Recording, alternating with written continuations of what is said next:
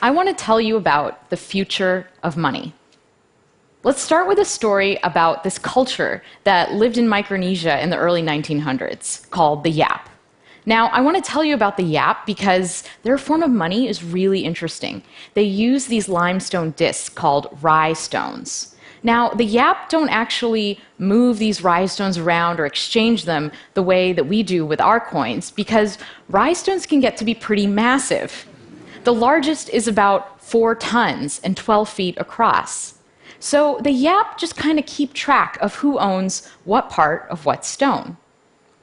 Now, there's a story about these sailors that were transporting a stone across the ocean when they ran into some trouble and the stone actually fell in. Now, the sailors got back to the main island and they told everyone what had happened. And everyone decided that actually, yes, the sailors had the stone and why not? It still counted, even though it was at the bottom of the ocean. It was still part of the Yap economy. Now, you might think that this was just a small culture 100 years ago, but things like this happen in the Western world as well, and the Yap actually still use a form of these stones. In 1932, the Bank of France asked the United States to convert their holdings from dollars into gold.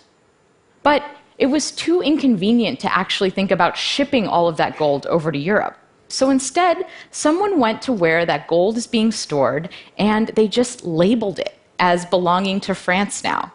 And everyone agreed that France owned the gold. It's just like those rye stones. The point I want to make with these two examples is that there's nothing inherently valuable about a dollar or a stone or a coin. The only reason that these things have any value is because we've all decided that they should. And because we've decided that, they do. Money is about the exchanges and the transactions that we have with each other.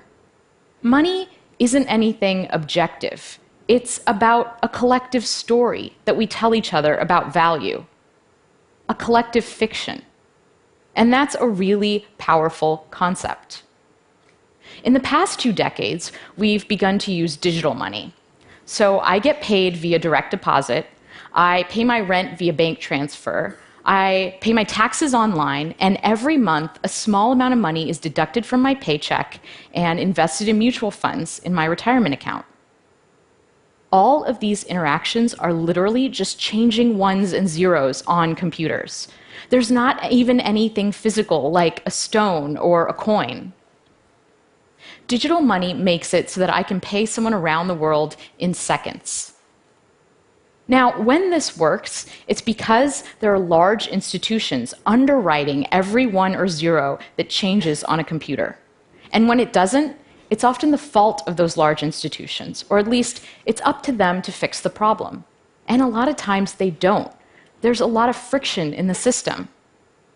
How long did it take the US credit card companies to implement chip and PIN? Half my credit cards still don't work in Europe. That's friction. Transferring money across borders and across currencies is really expensive. Friction. An entrepreneur in India can set up an online business in minutes, but it's hard for her to get loans and to get paid. Friction. Our access to digital money and our ability to freely transact is being held captive by these gatekeepers. And there's a lot of impediments in the system slowing things down. That's because digital money isn't really mine, it's entries in databases that belong to my bank, my credit card company, or my investment firm. And these companies have the right to say no. If I'm a PayPal merchant and PayPal wrongly flags me for fraud, that's it. My account gets frozen and I can't get paid. These institutions are standing in the way of innovation. How many of you use Facebook Photos, Google Photos, Instagram? My photos are everywhere. They are on my phone, they're on my laptop, they're on my old phone, they're in Dropbox, they're on all these different websites and services. And most of these services don't work together. They don't interoperate. And as a result, my photo library is a mess. Now, the same thing happens when institutions control the money supply. A lot of these services don't interoperate, and as a result, this blocks what we can do with payment, and it makes transaction costs go up. So far, we've been through two phases of money. In an analog world, we had to deal with these physical objects, and money moved at a certain speed, the speed of humans. In a digital world, money can reach much farther and is much faster, but we're at the mercy of these gatekeeper institutions. Money only moves at the speed of banks. We're about to enter a new phase of money. The future of money is programmable.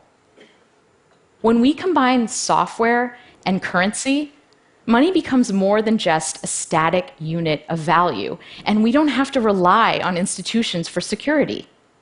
In a programmable world, we remove humans and institutions from the loop. And when this happens, we won't even feel like we're transacting anymore. Money will be directed by software, and it will just safely and securely flow. Cryptocurrencies are the first step of this evolution. Cryptocurrencies are digital money that isn't run by any government or any bank. It's money designed to work in a world without intermediaries. Bitcoin is the most ubiquitous cryptocurrency, but there are hundreds of them. There's Ethereum, Litecoin, Stellar, Dogecoin, and those are just a few of the more popular ones. And these things are real money. The sushi restaurant down my street takes Bitcoin. I have an app on my phone that I can use to buy sashimi. But it's not just for small transactions. In March, there was a transaction that moved around 100,000 Bitcoins. That's the equivalent of 40 million US dollars. Cryptocurrencies are based on a special field of mathematics called cryptography. Cryptography is the study of how to secure communication, and it's about two really important things: masking information so it can be hidden in plain sight, and verifying a piece of information's source. Cryptography underpins so many of the systems around us, and it's so powerful that at times the US government has actually classified it as a weapon. During World War II, breaking crypto systems like Enigma was critical to decoding enemy transmissions and turning the tide of the war. Today, anyone with a modern web browser is running a pretty sophisticated crypto system. It's what we use to secure our interactions on the internet. It's what makes it safe for us to type our passwords in and to send financial information to websites. So what the banks used to give us, trustworthy digital money transfer, we can now get with a clever application of cryptography. And this means that we don't have to rely on the banks anymore to secure our transactions. We can do it ourselves. Bitcoin is based on the very same idea that the YAP used, this collective global knowledge of transfers. In Bitcoin, I spend by transferring Bitcoin, and I get paid when someone transfers Bitcoin to me. Imagine that we had this magic paper. So the way that this paper works is I can give you a sheet of it, and if you write something on it, it'll magically appear on my piece as well. Now, let's say we just give everyone this paper, and everyone writes down the transfers that they're doing in the Bitcoin system. All of these transfers get copied around to everyone else's pieces of paper, and I can look at mine, and I'll have a list of all of the transfers that are happening in the entire Bitcoin economy. This is actually what's happening with the Bitcoin blockchain, which is a list of all of the transactions in Bitcoin, except it's not done through paper. It's done through computer code running on thousands of networked computers around the world. All of these computers are collectively confirming who owns what Bitcoin. So the Bitcoin blockchain is core to how Bitcoin works. But where do Bitcoins actually come from? Well, the code is designed to create new Bitcoin according to a schedule. And the way that it works is that to get those Bitcoin, I have to solve a puzzle. a random cryptographic puzzle. Imagine that we had 15 dice, and we were throwing these dice over and over again. Whenever the dice come up all sixes, we say that we win. This is very close to what these computers are all actually doing. They're trying over and over again to land on the right number. And when they do, we say that they've solved the puzzle.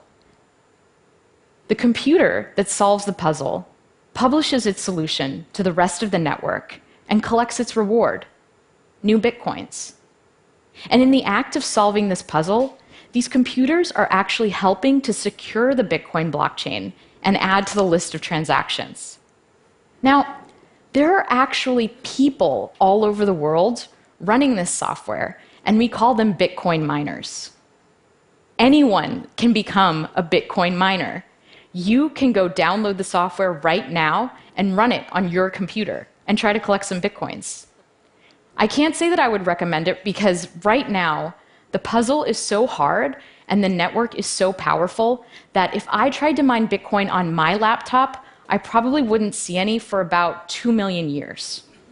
The miners, professional miners, use this special hardware that's designed to solve the puzzle really fast. Now, the Bitcoin network and all of this special hardware, there are estimates that the amount of energy it uses is equivalent to that of a small country. So the first set of cryptocurrencies are a little bit slow and a little bit cumbersome. But the next generation is going to be so much better and so much faster. Cryptocurrencies are the first step to a world with a global programmable money. And in a world with programmable money, I can pay anyone else securely without having to sign up or ask permission or do a conversion or worry about my money getting stuck. And I can send money around the world.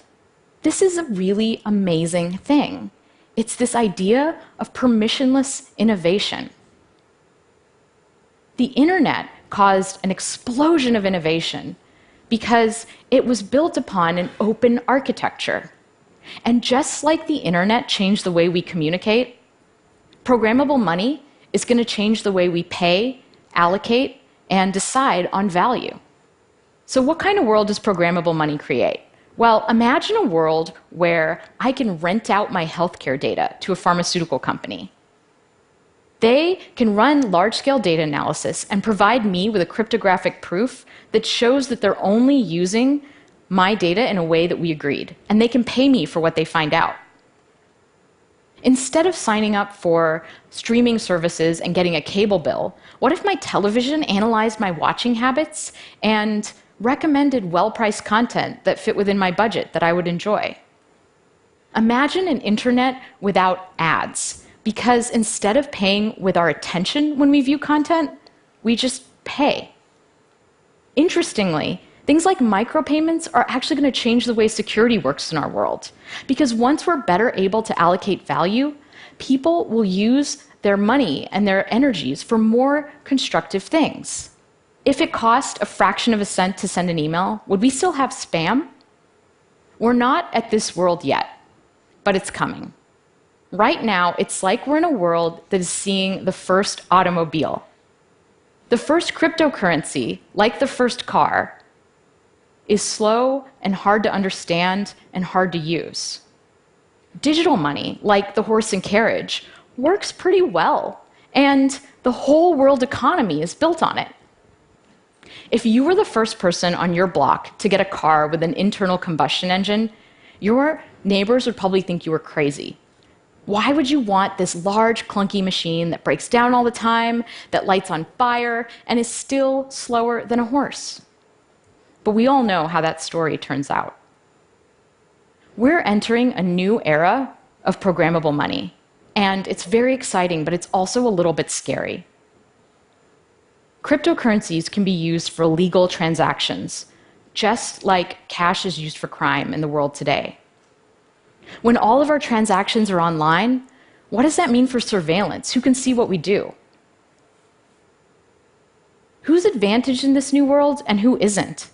Will I have to start to pay for things that I didn't have to pay for before? Will we all become slaves to algorithms and utility functions? all new technology comes with trade-offs.